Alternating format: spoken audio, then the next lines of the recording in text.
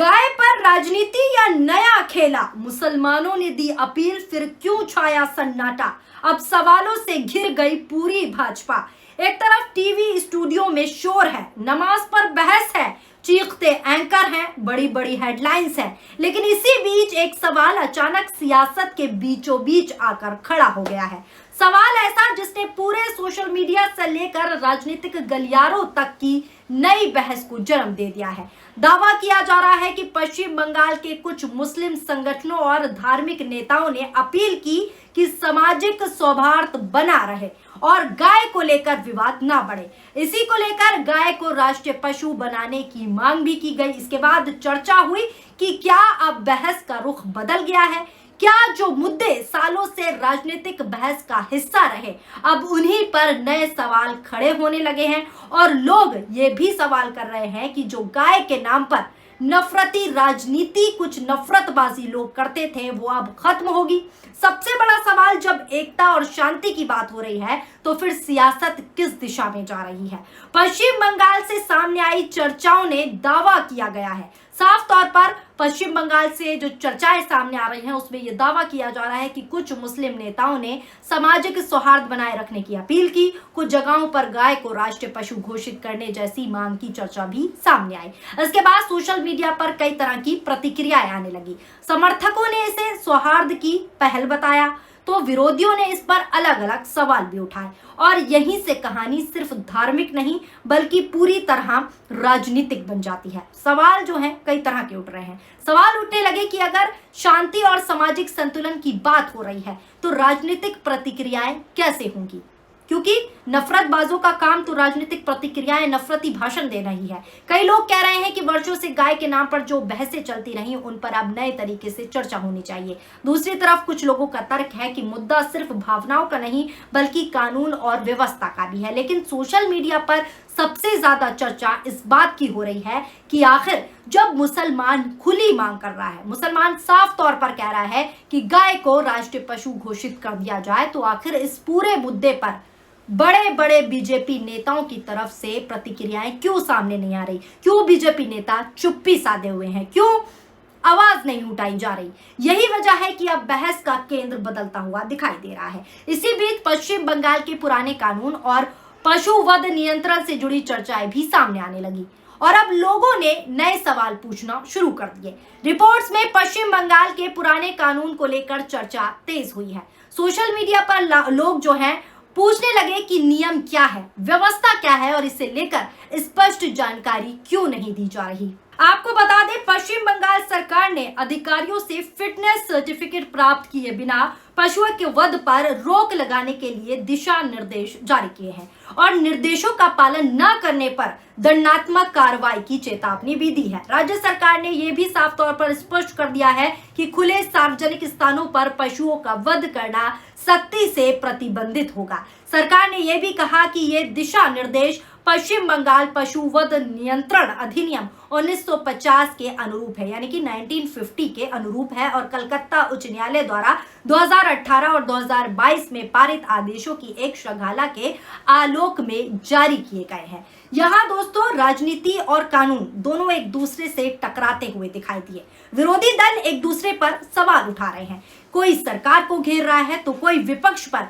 सीधा बड़ा आरोप लगा रहा है। लेकिन इस पूरे विवाद में सबसे ज्यादा चर्चा उस बात की हुई है कि असली मुद्दे कौन से हैं और टीवी पर किन मुद्दों को दिखाया जा रहा है, क्योंकि असली मुद्दों को टीवी से गायब कर दिया जा रहा है। जब मुसलमान गाय को राष्ट्रीय पशु घोषित करने की मांग कर रहा है तो ये चीज टीवी चैनल वाले नहीं दिखा रहे। इस पर टीवी चैनल वाले एक बार भी चर्चा नहीं कर रहे। चर्चा कर रहे हैं तो सिर्फ ये कि मेलोडी इतनी चॉकलेटी क्यों है, ये सारी चर्चाएं हो रही हैं, लेकिन इस मुद्दे पर चर्चा नहीं हो रही क्योंकि उनको नफरती स्टंट नहीं मिल रहा इसमें।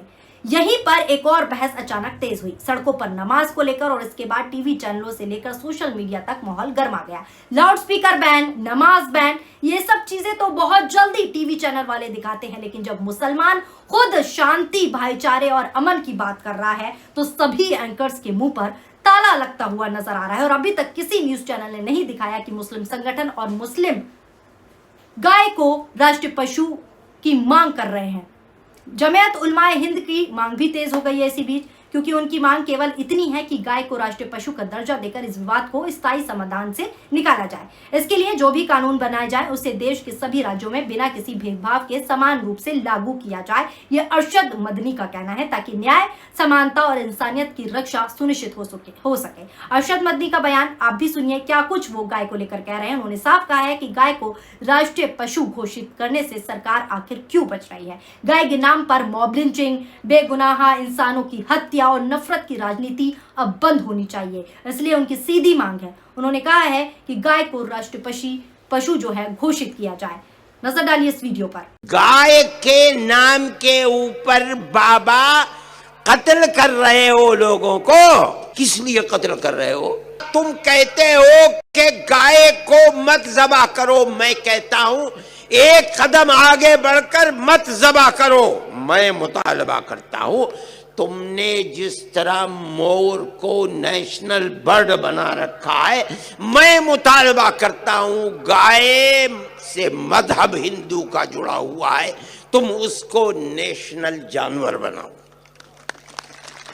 अब दोस्तों, जब खुद मुस्लिम संगठन और मुस्लिम समाज के ज्यादातर लोग यही मांग कर रहे हैं कि गाय को राष्ट्रीय पशु घोषित कर दिया जाए, तो आखिर टीवी चैनल वाले इस मुद्दे को दिखाने से क्यों कतरा रहे हैं? आखिर क्यों भारतीय जनता पार्टी के बड़े बड़े नेता जो गाय के नाम पर नफरत फैलाते हैं, अब मुसलमान भी शांति की बात कर रहे हैं, तो इस विषय को क्यों आगे नहीं बढ़ा रहे?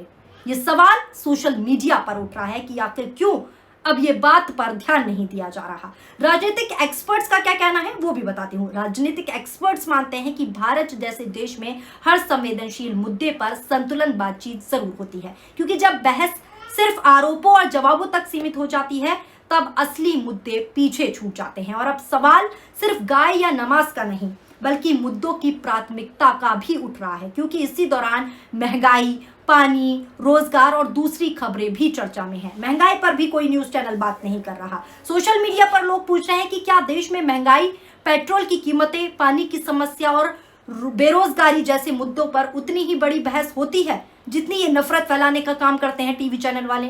क्या जनता की रोजमर्रा की दिक्कतें भी उतनी जगह पाती हैं जितनी टीवी के प्राइम टाइम में बहसें होती हैं?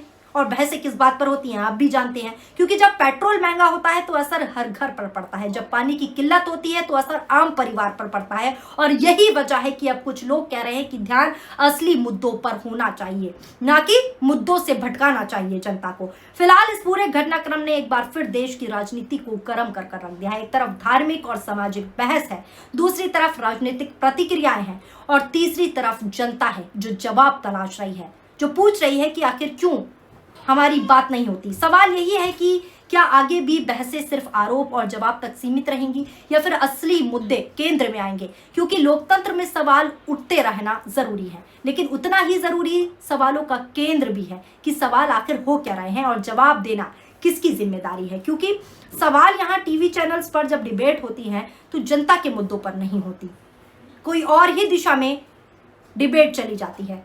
अगर नफरती डिबेट करनी है तो टीवी चैनल बड़े बड़े हेडलाइंस दिखाकर प्राइम शो करेंगे, लेकिन आज जब मुस्लिम संगठन गाय को लेकर खुली मांग कर रहे हैं, खुले तौर पर कह रहे हैं कि गाय को राष्ट्रीय पशु घोषित कर दिया जाए, नफरत की राजनीति खत्म कर दी जाए, तो टीवी चैनल जितने भी एंकर्स हैं, जितने भी बड़े बड़े एंकर्स हैं, आज उनके मुंह पे ताला लगा हुआ है। फिलहाल इस खबर को लेकर आपकी क्या राय है नीचे कमेंट बॉक्स में अपनी प्रतिक्रियाएं जरूर शामिल कीजिएगा।